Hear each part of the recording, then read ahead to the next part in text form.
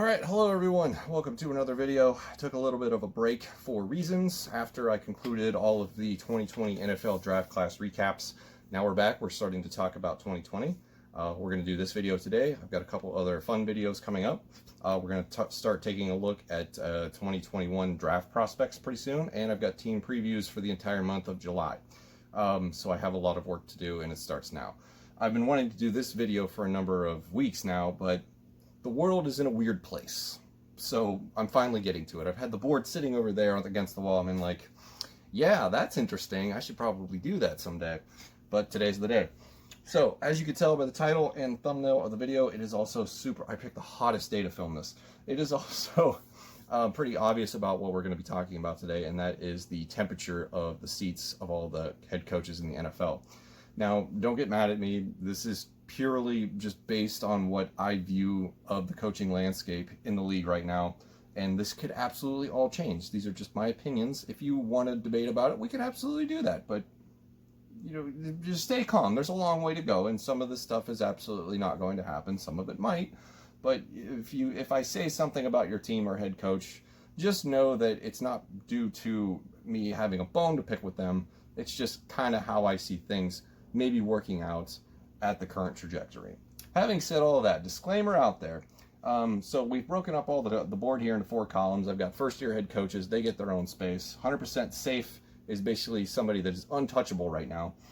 Yeah, safe is kind of like, yeah, they're not really going to get fired. It would have to be something, you know, just a really bad situation. It's just at this point in the calendar year, we're not anticipating this guy getting fired, is basically what I'm trying to say with that one. And then the last one, the warm seat, doesn't necessarily mean they're getting fired. It just means, hey, watch out. The thermostat has been risen just a little bit. And, you know, we'll go over each case by case basis. So, well, let's begin with the first-year head coaches. I've given them their own column for a reason, and that's because I think that they deserve at least a little bit of an opportunity to do the job that they were hired to do. So I don't want to put them into any sort of safe call. And one of the reasons I can't do that is because that there is precedent that first-year head coaches can get fired, with the most recent one of knowledge being the one that the Cleveland Browns did, and I can't remember his name. It escapes me right now, but the Cleveland Browns coach that just got fired to make room for Kevin Stefanski. Wow, I already can't remember who he is. That's going to drive me crazy. So we have Kevin Stefanski, Mike McCarthy, Matt Rule, Ron Rivera, and Joe Judge. Yes, some of them are previously have previous head coaching jobs, but these are new jobs, so they belong in a category of their own. This category, the next time we do this video, which will probably be after week 4, we'll reassess the landscape. This category won't exist. They will now be they'll be mixed in with the rest of the population. So they get a pass for right now. That could change, but they get a pass. All right, rest of the league is behind me over my shoulder here, and I'm just going to pick a name and go one by one and talk about each one just a little bit. So first name, we have Bruce Arians, Tampa Bay. I'm going to go with, yeah, safe, because you never know. Pete Carroll. This is an interesting one. Pete Carroll in Seattle. Lot has happened since the Legion of Boom days, and it seems like he has full autonomy over this roster. The draft picks are weird. You have to give me that. I like their draft picks, but the first round picks the last couple of years have just been weird. But he's an important figurehead to this franchise. I don't know how they would get rid of him, so I'm going to go with yeah, safe. Nothing spectacular, but I don't anticipate him being fired. Next, let's go with Mike Tomlin of the Pittsburgh Steelers. The Steelers are notorious for not making changes. They like to just do what they got to do, and that's one of the reasons they've only had 3 head coaches in the last however many decades it's been with, oh boy, I'm going to really test my own knowledge here.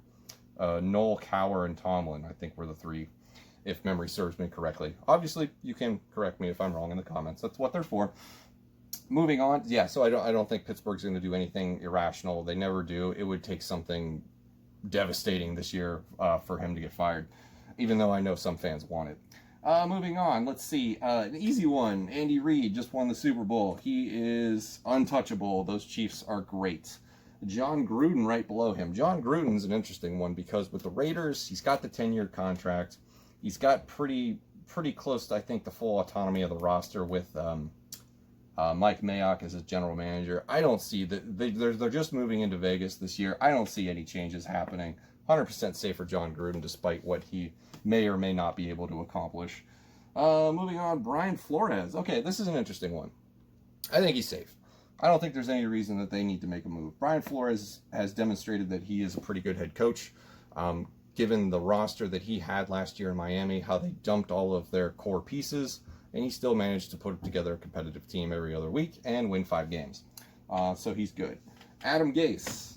Adam Gase, you're on the warm section, and that's a little... I may have lied a little bit about having a bone to pick with some of these guys, but Adam Gase is probably one of my least favorite head coaches in the NFL, performance issues only. I think this is a critical year for the development of Sam Darnold. It is a critical year for the Jets being competitors in their own division now that Tom Brady is out and there are lower expectations for the New England Patriots, at least from some perspective. Now that Tom Brady's no longer there and they're going with Jarrett Stidham as a first-year quarterback. So the division should be open. If they get leapfrogged by the Dolphins and the Bills and they're not able to move up, I don't know. I think this year is a little bit of a test. I'm entering 2020 with Adam Gase as a warm seat. Moving on, we have Matt Nagy in Chicago. I'm going to say the same thing. I'm going to say he's in a little bit of trouble. A little bit of trouble. The Trubisky experiment hasn't worked out. They brought in Nick Foles to compete. I think Nick Foles probably wins that job easily. Can they be the same team that they were a couple years ago? And how far can Khalil Mack actually carry them? We'll have to see. But I think he might be in a little bit of trouble. A little bit of trouble. Wow, can't talk. It's so hot. All right, moving on. Let's stay in the NFC North. Let's go with Matt Patricia with Detroit. I think he's safe. I don't think there's any problems in Detroit. It's going to be a big test to see what happens to this team after Matthew Stafford moves on. But I think for the time being, he's doing what he needs to do in rebuilding this organization. And he's made some good moves. I like the Jeffrey Okudah pick. I like some of the things that they've done on offense. I think Kenny Golladay will see a much bigger role. So I have no problem with Matt Patricia. I think he's fine. Moving on, Sean McDermott in Buffalo. I think he is safe. I really like what he's done with this team. As a head coach, I think he's one of the more underrated ones in the league. It just depends whether or not they can rein in Josh Allen's inaccuracy and get him on the board to get over the next hump. They made the playoffs last year, wild game with the Houston Texans. So I think that there's good things on the horizon with them. And once again, it's going to depend on how well they do, suddenly finding themselves in a division absent of Tom Brady. Let's see. We have Dan Quinn in Atlanta. Boy. Last year, I would have said he was getting fired, and they seem to have given him another chance. I'm going to say that it's a short leash. I'm going to say that Quinn's on a short leash. Moving on, Anthony Lynn with the Chargers. I'm going to say safe. I like him as a head coach, and I think he's done a good job. A lot's going to depend on what they get out of Justin Herbert this year. Moving on, Vrabel, 100% safe. It is a brand new, wonderful sort of atmosphere in Tennessee with the Titans. Ryan Tannehill has resurged. They finally figured out how to use Derrick Henry. That defense is going to be sweet. I really love Harold Landry. Vrabel is awesome. Doug Peterson. A year ago, I would have said 100% safe. I'm going to go with safe. That Super Bowl is getting further and further away from everybody's memories. I don't expect or anticipate a change. I think something devastating would have to happen for him to get fired, but at the same time, it is what it is. Sean Payton, full autonomy of that roster. That explains the current backup quarterback situation. I think he's 100% safe because nobody with that sort of job security or without that sort of job security is actually entertaining the idea of Taysom Hill taking over one day. 100% safe. Let's see, moving on. We have Zach Taylor with the Bengals. Yeah, safe. That first year was whatever. They got a lot of work to do. I think he'll stick around for a while. John Harbaugh, 100% safe in Baltimore. That is a super competitive team, and what they've done with Lamar Jackson early on in his career is phenomenal. 100% safe. They know what they're doing. Frank Reich in Indianapolis. I really like what he's done ever since they've coached. Josh McDaniels ghosted this team a number of years ago, allowing him to get the job. I think he's one of the more underrated coaches along with Sean McDermott. So 100% safe for him. Matt LaFleur, It's a changing of the guard in Green Bay, so he is absolutely 100% safe. I don't care what Aaron Rodgers says, even though I am on his side.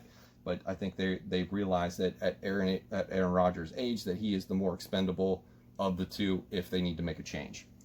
Let's see, Doug Marrone. I think he's everybody's early candidates to be fired first. So he goes on the warm seat by default. This is a team that is probably tanking for Trevor Lawrence, even though we can't really say that. They seem to like what they have in Gardner Minshew. I don't know.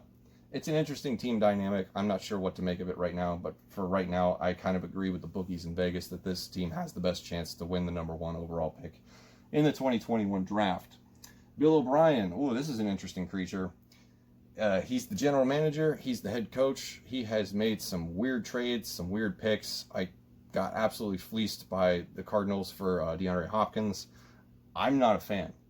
I don't know how I can put him in one of the safe columns and be honest with myself. So I'm going to say the seat's a little warm. Now, there's probably a power dynamic that exists in Houston where he is protected and he is absolutely 100% safe. But if it were me, you know, another offseason or another year of just a roller coaster of bad decisions or just things that don't go his way, I could see potentially changing the guard, at least at this point. Now, he could start 4-0 and have one of the best teams in the league, and he'll be over here. Absolutely. So this is just the beginning. So calm down. This is just the beginning. Bill Belichick, I don't need to say anything. 100% safe. Dude's a god. Kyle Shanahan, 100% safe. The things that he's done in San Francisco, he is probably better off where Sean McVay was a couple years ago. Speaking of Sean McVay, I want to say, wow, this one's hard. Sean McVay, Los Angeles Rams, what to do with you? I don't know how much I blame on him, or how much I should blame on the cap situation that they're in, the changes that they've had to make, the changes that they tried to make that didn't work out. Todd Gurley's finally off the roster, so maybe that's good. I'm going to say safe for now. Vic Fangio in Denver, yeah, safe, absolutely. Mike Zimmer, my own team. So this is the point where I prove to people that I can be hypercritical of my own franchise. I think that there's a potential. It's the final year of their contracts, Spielman and Zimmer, where he could get fired. So I'm going to there's a little bit of pressure on him right now. Just a little bit of pressure. The Stephon Diggs hole being filled by Justin Jefferson is critical. If they are able to maintain any sort of offense that they did last year, and the defense plays, I don't know. There's a lot of question marks. We lost a lot of talent in the secondary. Dalvin Cook is threatening to hold out. Stephon Diggs is gone. They did a really good job in the draft with the picks that they had. I really like a lot of them, like Dantzler, and I do like Jefferson. Ezra Cleveland is a nice pick. I don't know if he can, start this year, but I don't know. I think there's a little bit of a pressure. We've been to the playoffs a number of years. He's been a great coach. The team has been great since he's got here. We've had top 5 defenses for numbers of years now, but we just can't get over the hump. And I'm thinking that might sneak up on him just a little bit. All right, so that concludes our first edition of the Hot Seat Rankings for the NFL head coaches for the 2020 season. Thank you very much for watching. Let me know in the comments below what you think, and I will see you next time.